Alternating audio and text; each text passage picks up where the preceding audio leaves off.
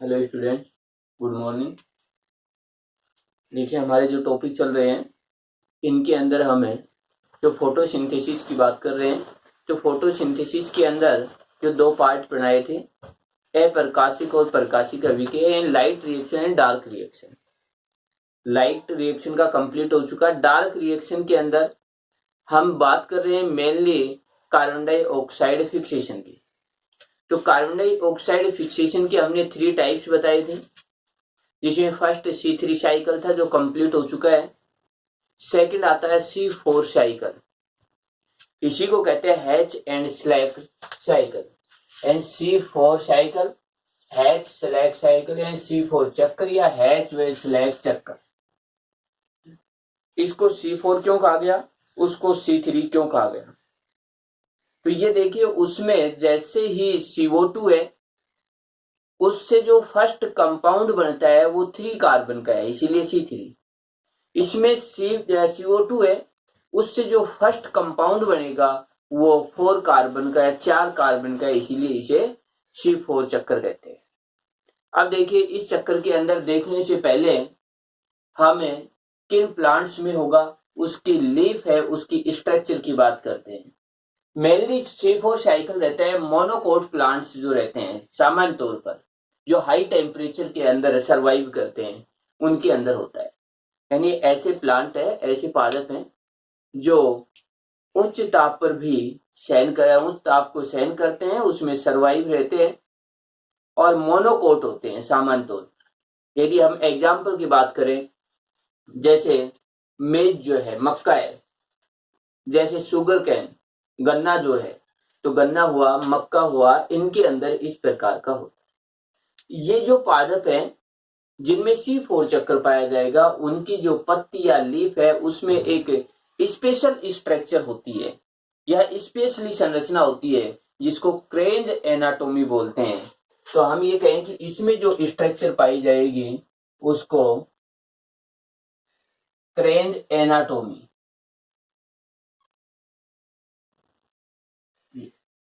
तो ये जो क्रेंज एनाटोमी पाई जाएगी उन्हीं में हैच व स्लैक चक्कर पाया जाएगा, बाकी प्लांट्स में नहीं मिलेगा।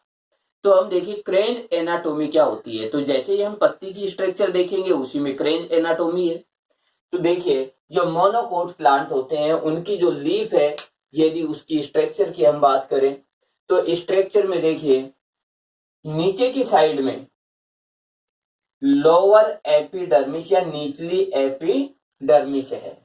लोअर एपिडर्मिस है या निचली एपिडर्मिस, एक तो ये होती है जो नीचे की साइड में। इसके बाद ये जो लोअर एपिडर्मिस है, इसके आउटर या बाहर की साइड में क्यूटिकल लेयर होती है। तो ये क्यूटिकल लेयर ये हुई, देखिए ये तो लेयर हुई एपिडर्मिस की और ये लेयर हुई क्यूटिकल की। नीचे की एपिडर्मिस के अंदर छिद्र या पोर होते हैं, जिनको हम रंध्र या स्टोमेटा बोलते हैं। तो ये हुए स्टोमेटा या रंध्र, ये स्ट्रक्चर। इसी प्रकार से जो अपर एपिडर्मिस है, इसकी बात करें, देखिए मोनोकोट जो प्लांट रहते हैं उनकी लोअर और अपर दोनों ही एपिडर्मिस में स्टोमेटा प्रेजेंट होते हैं।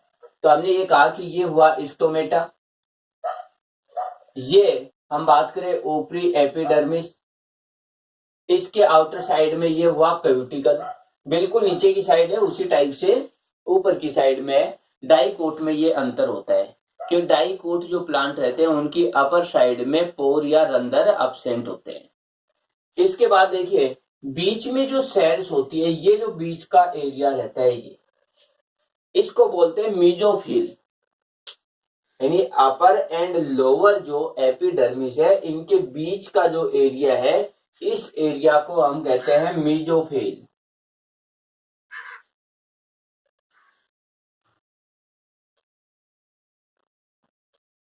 पर्ण मध्य उत्तक,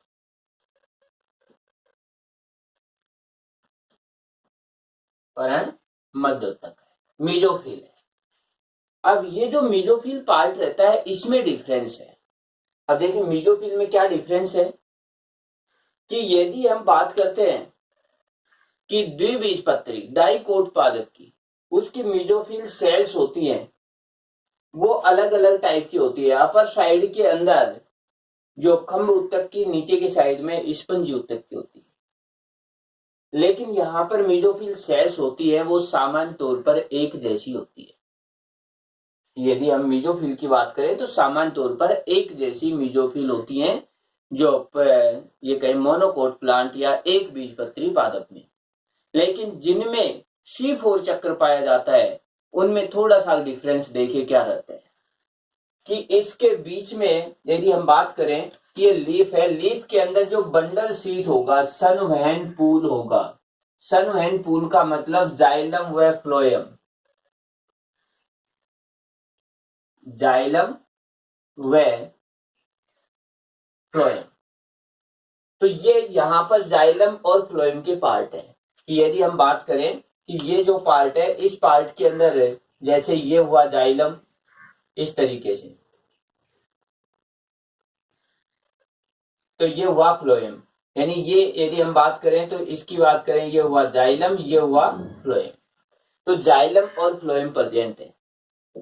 तो जहां पर जो प्लांट है उनमें जाइलम फ्लोएम होता है उसको कहते हैं संवहन, या फिर कहें कि जो वेस्कुलर बंडल। देखिए संवहन या वेस्कुलर बंडल।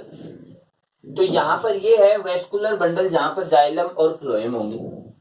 अब जाइलम और फ्लोएम को जो चारों ओर से घेरे हुए जो सेल्स होती है यानी पर्ण मध्य ऊतक जो है या मेसोफिल की जो सेल्स हैं जो जाइलम और फ्लोएम को चारों ओर से घेर रखा है, जैसे इनकी बात करें ये पार्ट, ये जो पार्ट है इनको कहते हैं बंडल शीथ सेल, पूल आच्छादित कोशिका। संवहन बंडल को चारों ओर से पर्ण मध्य ऊतक की कोशिकाएं जो घेर रखे हैं या इसको चारों ओर से सराउंड किए हुए हैं, इन सेल्स को ये जो लेयर बन रही है यहां पर चारों ओर, इस लेयर्स को बोलते हैं बंडल शीथ सेल, पूल आच्छादित कोशिका। इसके बाद देखिए अब हमारे पास मेनली 2 टाइप्स की सेल्स हो गई है। एक सेल तो ये है मेसोफिल सेल, पर्ण मध्य ऊतक कोशिका। ये जो है ये सभी सेल्स हैं, ये पर्ण मध्य ऊतक कोशिकाएं हो जाती हैं। ये सभी सेल्स मेसोफिल सेल हुई। दूसरे पार्ट की हम बात करें तो यहां पर देखिए ये जो पार्ट है ये हुई बंडल शीथ सेल। तो हम ये कहें पर्ण मध्य ऊतक कोशिकाएं हैं। इसमें 2 प्रकार की कोशिकाएं थी, एक तो सामान्य मेसोफिल या पर्ण मध्य ऊतक कोशिकाएं, दूसरी है बंडल शीथ सेल। अब इन दोनों में अंतर क्या है इसको देखिए। ये जो पार्ट रहता है पर्ण मध्य ऊतक की जो सेल्स है यानी इस पार्ट की बात करें तो इस पार्ट में जो ग्रेना है, काफी डेवलप होता है। देखिए मेसोफिल सेल्स हैं, इन सेल्स में ग्रेना स्मॉल होते हैं, छोटे होते हैं, लेकिन वेल डेवलप होते हैं। तो यहां पर जो ग्रेना रहेंगे वो अच्छे डेवलप रहेंगे।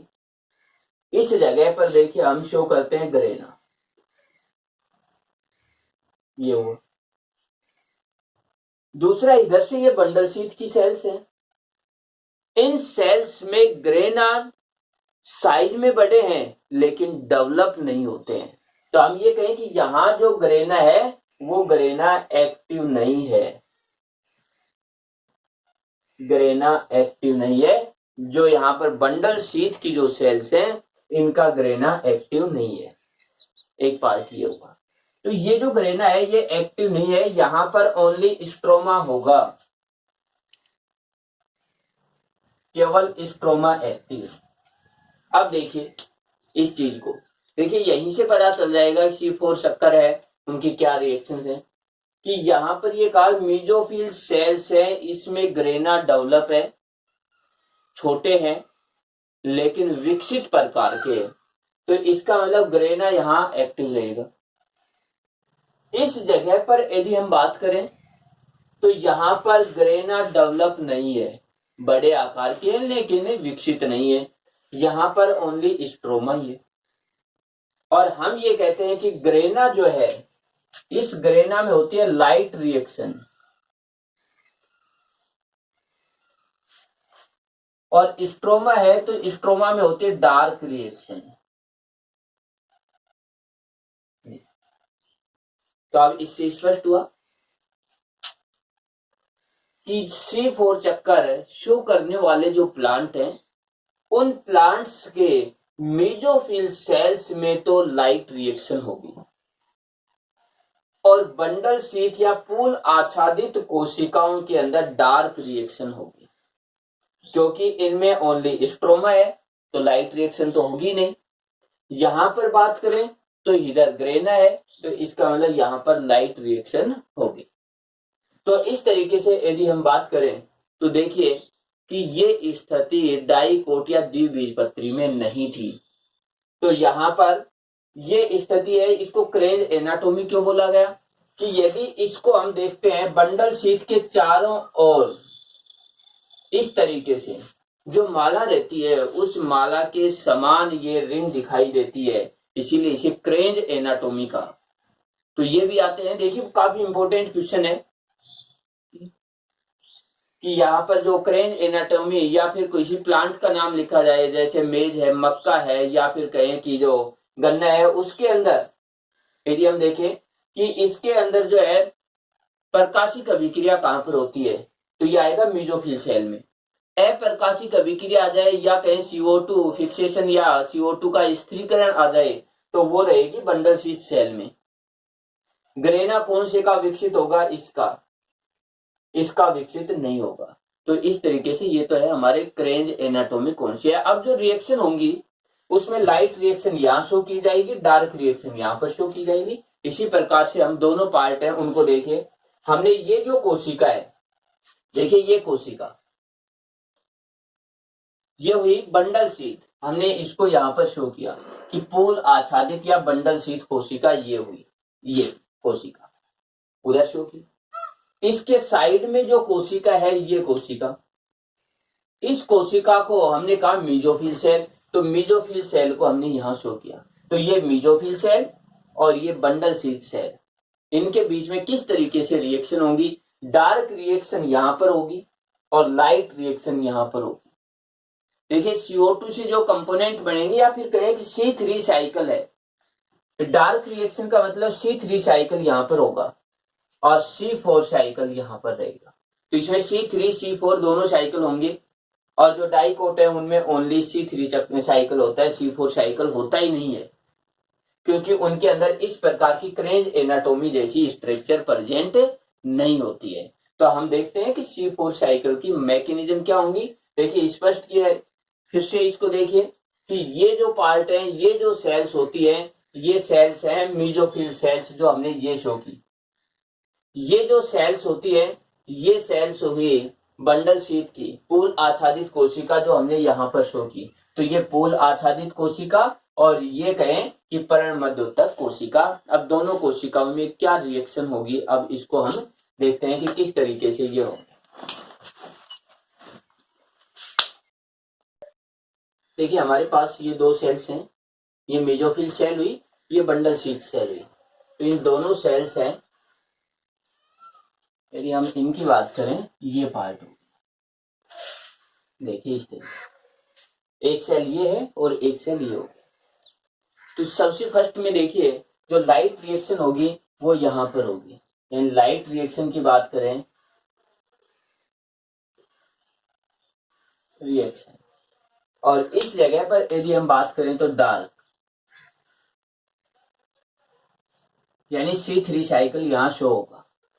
अब देखिए इस जगह पर जो लाइट रिएक्शन होगी, लाइट रिएक्शन के बाद जो रहता है C3 साइकिल होता है, लेकिन यहाँ पर बीच में एक स्टेप और हो जाता है और वो होता है C4 साइकिल के लिए।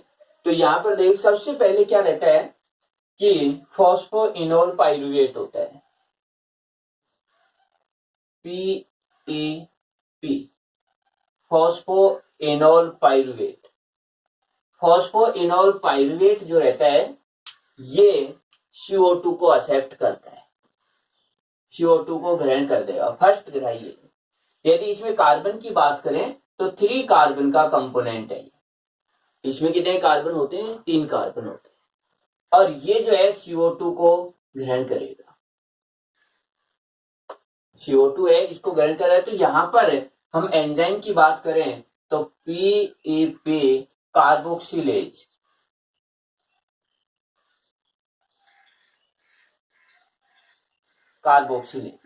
ये एंजाइम रहेगा। फॉस्फोइनोल पाइरुवेट कार्बोक्सिलेज एंजाइम की प्रेजेंस में फॉस्फोइनोल पाइरुवेट CO2 को एक्सेप्ट करता है और ये बदल जाता है ऑक्जेलो एसिटिक एसिड में।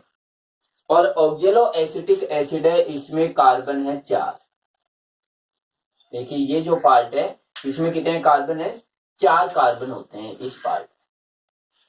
तो CO2 को जब भी एक्सेप्ट किया गया, जो फर्स्ट जो परमानेंट है या स्टेबल जो कंपोनेंट बना वो हुआ ऑक्जेलो एसिटिक एसिड, जिसमें 4 कार्बन है, इसीलिए इसको C4 साइकिल कहते हैं। देखिए CO2 को वहां पर एक्सेप्ट करने वाला था, वो फर्स्ट CO2 को एक्सेप्ट करने के बाद हम बात करें 3 फॉस्फो गिल्सरिक एसिड बना था, जिसमें 3 कार्बन थे। 3 फॉस्फोगिल्सरिक एसिड जिसमें 3 कार्बन थे। CO2 को एक्सेप्ट करते ही यहां पर CO2 को जैसे ही ग्रहण किया जाता है तो फर्स्ट जो स्थायी उत्पाद बना वो ऑक्जेलो एसिटिक एसिड बनता है और इसमें होते हैं 4 कार्बन। ये ऑक्जेलो एसिटिक एसिड जो रहता है ये आगे रिएक्शन करता है, और रिएक्शन किस तरीके से करता है कि ये एक्सेप्ट करता है कार्बोक्सिलेज, ये NADPH इससे रिएक्शन करता है, NADP में कन्वर्ट हो जाता है, इधर चले जाते हैं H+। ये H+ इधर जाएंगे ऑक्जेलो एसिटिक अम्ल के पास, तो मैलिक अम्ल बनेगा और मैलिक अम्ल मैलेट आयन के रूप में रहेगा। तो यहां पर NADPH+ को यूज में लिया गया और मैलिक एसिड में कन्वर्ट हो गया ऑक्जेलो एसिटिक एसिड। ये अब जो ये मैलेट जो रहता है ये अब आएगा बंडल शीथ या पूल आच्छादित कोशिकाओं में। ये रिएक्शन चल रही थी पर्ण मध्य उत्तक कोशिकाओं में। इसके बाद जैसे ये आएगा यहां पर मैलेट, तो इस जगह पर आने के बाद ये यहां पर रिएक्शन देखिए किस तरीके से करेगा। ये जो पार्ट है ये पार्ट फिर से यानी NADP है इसको एक्सेप्ट करेगा, NADP इसको लेगा और इसके बाद NADPH और H+ का फॉर्मेशन करेगा। तो जहां पर NADP को ग्रहण किया गया था यहां पर फिर से बना दिया गया एक पार्ट। दूसरा पार्ट यहां पर CO2 को एक्सेप्ट किया गया था तो यहां से CO2 को बाहर निकाल दिया जाएगा। तो अब देखिए कि CO2 लिया और NADPH+ लिया, ये दोनों कंपोनेंट लेने के बाद फॉस्फोइनोल पाइरुवेट एसिड रहता है वो किसमें? ऑक्जेलो एसिटिक एसिड में कन्वर्ट हो जाता है। जैसे ये दोनों निकलते हैं तो ये बन जाता है पाइरुवेट में कन्वर्ट हो जाता है। साथ में यहां पर जो फॉस्फोरस जोड़ते हैं फॉस्फेट के लिए तो वो यहाँ एनर्जी के रूप में यूज में आ गया। अब ये जो पाइरुवेट है ये फिर से इसी जगह पर आ जाता है, यानी फिर से कहा जाता है मीजोफिल कोशिकाओं में आ जाता है। और ये जो पार्ट है यहां से फिर ATP जो रहते हैं ATP और ये कन्वर्ट हो जाएगा ADP में। तो पाइरुवेट है फॉस्फेट लेगा क्या बन जाएगा? फॉस्फोइनोल पाइरुवेट में फिर से कन्वर्ट हो जाएगा। ये रिएक्शन फिर से रिपीट करने लग जाएगा। इसके बाद देखिए इधर से जो ये CO2 है ये CO2 एंटर करेगी अब C3 साइकिल में। ये इसमें एंट्री करेगी और C3 साइकिल में एंट्री करने के बाद यहां पर हम ये कहते हैं कि ग्लूकोज या कार्बोहाइड्रेट का फॉर्मेशन होगा, ग्लूकोज बन जाएगा और फिर ये रिएक्शन है C3 साइकिल की। यहां पर बिल्कुल वही ये कंप्लीटली रिएक्शन रहेगी कि इस जगह पर जो हम ये कहते हैं जो राइबोलोज बाइफॉस्फेट है इसको एक्सेप्ट करेगा, यानी राइबोलोज बाइफॉस्फेट एक्सेप्ट करेगा। इसके बाद जो है जैसे CO2 एक्सेप्ट करेगा तो 3PG ए का बनेगा। इसके बाद आगे जैसे 3 डाई PGA बनेगा। इसके बाद हम बात करेंगे तो PgAl फॉस्फोग्लिसरॉल्डिहाइड बनेगा और फिर उसके बाद ग्लूकोज बनेगा, ये फिर से बन जाएगा। तो हम ये कहें यहाँ पर कंप्लीटली C3 साइकिल जो पहले हुआ है बिल्कुल वही रिएक्शन यहाँ पर होगी। तो इस तरीके से ये है। अब देखिए इसके अंदर कि हम ये कहें कि जो CO2 है इस CO2 को फिर से यहाँ यानी CO2 के अंदर जो डार्क रिएक्शन है वो यहाँ पर चल रही है कुल आच्छादित कोशिकाओं में। इसके बाद ये कंप्लीटली प्रोसेस एक साइक्लिक फॉर्म में है। इसके बाद फर्स्ट स्थायी उत्पाद का 4 कार्बन का C4 साइकिल हुआ। तो इस तरह खोज की HV सेलेक्ट ने, इसलिए HV सेलेक्ट साइकिल हो गया है। तो ये रहते हैं इसके अंदर C4 साइकिल की बात करें। अब यहां पर देखिए कि ये जो CO2 को एक्सेप्ट करता है इस जगह पर, तो इस जगह पर जो एंजाइम रहता है वो रूबेस्को एंजाइम जो रहता है रूबेस्को एंजाइम इन्वॉल्व होता है। और यहाँ पर फर्स्ट में जो एंजाइम इन्वॉल्व हुआ वो हुआ PEP कार्बोक्सिलेज एंजाइम और यहाँ पर रूबेस्को एंजाइम इन्वॉल्व होगा। तो जो रूबेस्को एंजाइम है इसका एक और भी इंपॉर्टेंट क्वेश्चन बता देता हूँ। प्लांट में सबसे अधिक अमाउंट में रूबेस्को एंजाइम होता है। कई बार ऐसा क्वेश्चन आ भी जाता है कि नेचर में सबसे अधिक एंजाइम कौन सा होता है, तो रूबेस्को एंजाइम होता है जो यहाँ पर काम में आता है। तो इस तरीके से हम बात करें तो यहाँ पर देखिए PEP कार्बोक्सिलेज एंजाइम और रूबेस्को दोनों ही काम में आएंगे, लेकिन C3 साइकिल में केवल रूबेस्को एंजाइम ही काम में आएगा। तो इन दोनों प्लांट्स हैं, इनके अंदर देखिए डिफरेंस भी देखिए कि C3 और C4 पादप में क्या डिफरेंस है। ये जो C4 पादप है इनके यदि टेम्परेचर की बात करें तो हम ये कहें 30 से 35 डिग्री सेल्सियस पर भी अच्छे से प्रोडक्शन करते हैं और उनके लिए 10 से 25 है, यानी C3 के लिए केवल ये टेम्परेचर ये अच्छा माना गया है कि 10 डिग्री से 25 डिग्री तक पादप अच्छे से क्रिया करते हैं। ये 35 डिग्री तक भी अच्छे से क्रिया करते हैं, अधिक तापमान पर भी क्रिया करते हैं। इसके बाद यहाँ पर 2 प्रकार की कोशिकाएं, C3 साइकिल में केवल एक प्रकार की कोशिकाएं ही इन्वॉल्व होती है। यहाँ पर प्रथम CO2 ग्राही जो रहता है फॉस्फोइनोल पाइरुवेट है और वहां पर यदि हम बात करें तो C3 साइकिल की यदि बात करें तो फर्स्ट जो ग्राही रहता है वो रहता है राइबोलोज बाइफॉस्फेट। प्रथम स्थायी उत्पाद यहाँ 4 कार्बन का, वहां 3 कार्बन का और ये होता है ऑक्जेलो एसिटिक एसिड बनता है और वहां पर 3 फॉस्फोग्लिसरिक एसिड बनता है। इसके बाद यदि हम बात करें तो यहाँ पर देखें कि ये जो पार्ट है इसको ये CO2 एक्सेप्ट करने के लिए काफी ये मॉलिक्यूल है इस तरीके से। तो यहाँ तो CO2 का अधिक उपयोग किया जाता है, वहां कम किया जाता है, इसका मतलब यहाँ उत्पादन अधिक है और केवल C3 साइकिल दर्शाने वाले पादप में उत्पादन कम होता है। यदि और बात करें तो वहां प्रकाश शोषण होता है, लेकिन यहाँ पर प्रकाश शोषण की प्रोसेस नहीं होती है, यानी ये कहें फोटो रेस्पिरेशन की प्रोसेस यहाँ पर नहीं होती है। तो C3 के कंपैरिजन में C4 पादप है उनका प्रोडक्शन अच्छा होता है, अधिक रहता है, अधिक अनुकूलित प्लांट होते हैं ये। अब देखिए तो हम ये कहें कि C3 की बजाय C4 पादप अधिक अच्छे माने गए हैं।